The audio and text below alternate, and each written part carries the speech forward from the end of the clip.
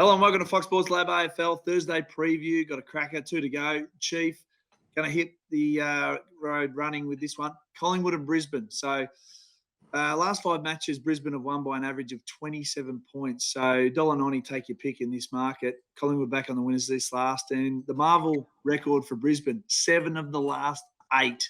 So this is shaping up to be an absolute cracker, 1 and 2. It is. Had to put our tips in earlier in the week, and I'm a little concerned having tipped Collingwood to go because everything's pointing towards Brisbane. They're just gathering momentum. Yep. Collingwood have lost another couple of players. Brisbane have no fears at Marvel Stadium. So, look, I think it's a toss the coin game. It really is. I still think Collingwood need to get their act together the last couple of weeks prior to finals. So they're searching for something, although they're doing it with not the normal manpower that they would normally attack that challenge. So, there's a few tests here for Collingwood, I think. If they can hold off Brisbane, it's a great effort by Collingwood. And conversely, if Brisbane don't win this one, they'll probably never beat Collingwood in the finals, particularly at the MCG. Yeah, it's interesting, though, because round 1 to 18, they're only conceding 67 points, Collingwood. So post that, so 19 onwards, has been 96. So defensively, They're letting teams in. And Brisbane got the scoring power to be able to kick a big score as well. And Charlie Cameron, last time they met, kicked 6. So can you see Charlie heading up again with, obviously, the 2 tall timber? Well, they'll go into this one favourites, Brisbane, by the time they jump. There's no doubt about that. I'm still leaning towards Collingwood just because I've liked them all year. I think they're a good team. And Brisbane, to me, still need to do it on the big stage a number of times. They're great at the Gabba, but I want to see them continue to do it away from the Gabba. And this is where, when you got nothing to play for finals-wise, you can send off your stars, Tigers and North Melbourne. So Cochin and Rewalt, and then Zeeble playing his last game for North Melbourne, but celebrate some incredible careers there.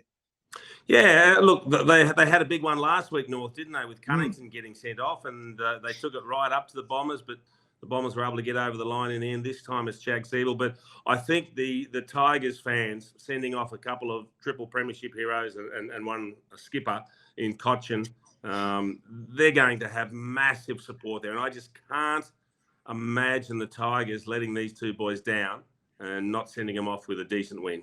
Yeah, I'm with you. So I'm going to go the Tigers as well. The Suns and Carlton, this is a danger game. So 8 in a row for Carlton. But the Suns, last time these 2 teams met, Dewey had the reins. They got outscored at stoppage by 50 points. So Carlton smashed them on the inside. But Stephen King's got them going a little differently this time around. So do you feel that's the danger game for Carlton coming into this one? It probably is. I mean, the Suns started the Blues winning streak. Maybe they can end it. You just don't know. They've risen to so many big challenges, the Blues, and they've also carried the weight of you on their shoulders. So they've done an amazing job over the last couple of months. What they do need to protect against is just a little drop off in attitude, thinking, oh, finally we've got a team that's in the lower half of the table. We can get the job done here. So they need to have their wits about them. I expect the Blues to keep winning, but it is a danger game. And we talked about Collingwood conceding 96 points now. Carlton's average is 71, best in the competition. So defensively, they're so sound. So it's going to take a fair effort for the Suns to get through and score. Yeah, it is, and a lot of that defensive improvement has come from the fact that they've picked up their pressure around the ground. So all of a sudden, the opposition teams aren't making the same decisions. They aren't executing with the same degree of skill because they're being hurried and they're being pressured. It makes an enormous difference. Yep. So you're both going Carlton? Yep. Okay, I love it. All right, now I'm doing this game up at Western Sydney. So the Giants and Essendon 9v10. We've got our elimination final in round 23. But the Giants, I gave them a mulligan last week after an incredible run of wins. But Essendon just coming off West Coast and North Melbourne, 17-18. They don't have the personnel. They look a bit tired, but that's understandable. They're probably ahead of where I thought they were. But the Giants, you think, would get this done considering the finals implications? Well, I guess it's the last roll of the dice for both teams. They both have poor percentage, so they're not well placed to make the finals, either of them. One will stay alive with a win. You'd think the Giants at home, but they were horrible last week, weren't they? That was a pretty average performance. So they need to bounce back. Having said that, the Bombers have absolutely fallen over the line against West Coast and North. And I saw those 2 games, and They didn't even deserve to win, truth be told. So maybe they find their best form this weekend. Who knows? They'll need to. I expect the Giants to win at home. Yeah, and Toby Green last week, 58% in the midfield, had 6 clearances. So he was in big support of Kieran Briggs. What a year he is having, Chief. Well, he is. He's got to be in the All-Australian discussions, hasn't he? Yeah, he has to. He's averaging Tim 27. English is probably the other one, Digger. But let's be honest, you can't pick 2 ruckmen in the All-Australian team. That's just a waste of a spot. No, of course it is. Yeah, you don't want to waste it on 2 ruckmen. But he's averaging 27 hit out, 16 disposals. Like, he's absolutely killing it at the moment.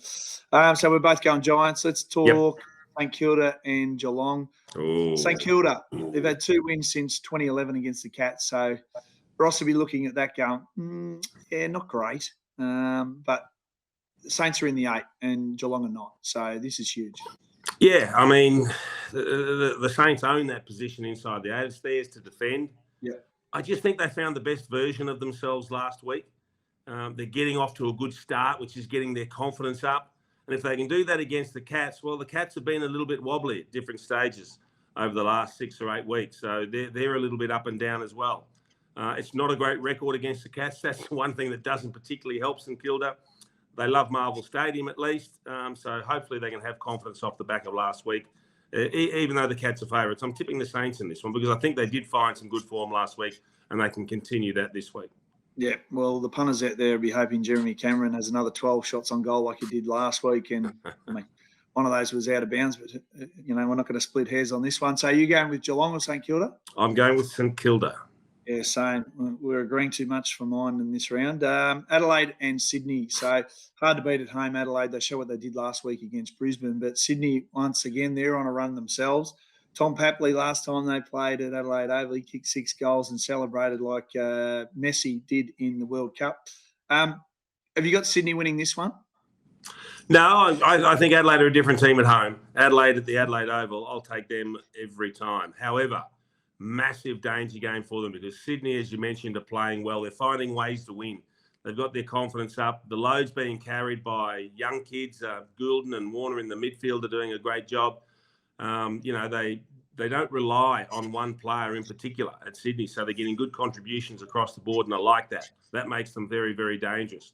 And they know, they've won away from home before. They can win anywhere. Yeah. So if Sydney played their best footy, this will be a cracking game. I'm sticking with the Crows at home, and I'd love to see the Crows make the finals. I think they're a genuinely decent team. They play some good footy, and they'd be exciting to watch in September. Yeah, and what they've done against the top 8 teams this year, no one's played. Yep. No one's played better teams, and they've obviously stacked up with their game plan. I'm going with Adelaide as well. Let's go nearest the pin, Doggies and West Coast. I'd hate to think, are you thinking a 60, a 70, an 80? Surely not another 100. It'll be the 7th for the year. Yeah, well, how do they get over last week, West Coast? Seriously, in a derby, 100 points. Give me a spell. That was just that was terrible. Yeah. So it's going to be a big margin. Look, the Bulldogs get their chance to actually get some percentage, and a couple of percentage points might be really important come the end of round 23. So I'm going to sit there and say 80 points. Yeah, good. I was around the 90, so we're around the mark some way. Melbourne and Hawthorn. Sam, September Slayer. He's knocked off 2 in the top 8. Here's his 3rd opportunity against Melbourne. I think the young group got enough energy to do it again. They're enjoying their footy, the Hawks, aren't they? You can see the way they play. They enjoy the way they're playing. It's an exciting attacking brand. They get great run through the midfield. Their run and carry, use of handball has brought a few good teams undone. So if you can't win the ball at the source against the Hawks, you've got some defending to do. They will test the Ds. The Ds, though, if they drop this one, Dicko, all of a sudden they become vulnerable in 4th spot, and they would not want to lose a double chance. So they have to take care of business here. I think it'll be a good game, but I'm tipping the Ds to win this one. Yeah, spot on. I'm actually causing the upset here. I'm going with the Hawks. Yep. Well, we did their game last year. They play well against Melbourne. Sam, I mean, he's having the great battles in the coaches box. So yeah. We'll get to those odds in a minute. Last one is Fremantle and Port. I've just got Port winning this one. I don't really want to discuss Fremantle. They're the biggest disappointment of the year. Yeah, Port back up and running. Coach has got a new contract. They'll head over to Perth, get the job done, and come home with bigger bigger things in mind, I guess. All right, over-unders. I just touched on it. Hawthorn's my overs here, 410.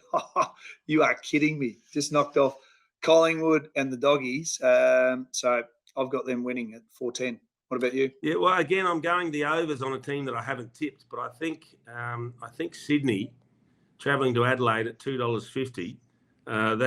They're enticing odds because you know you're going to get a really good run for your money. Like it, Chief. See you Monday for the review of round 23. Enjoy your weekend. Look forward to it. Thank you. Thanks for joining us, Fox Sports Lab AFL. Imagine what you could be buying instead. For free and confidential support, call the number on the screen or visit the website.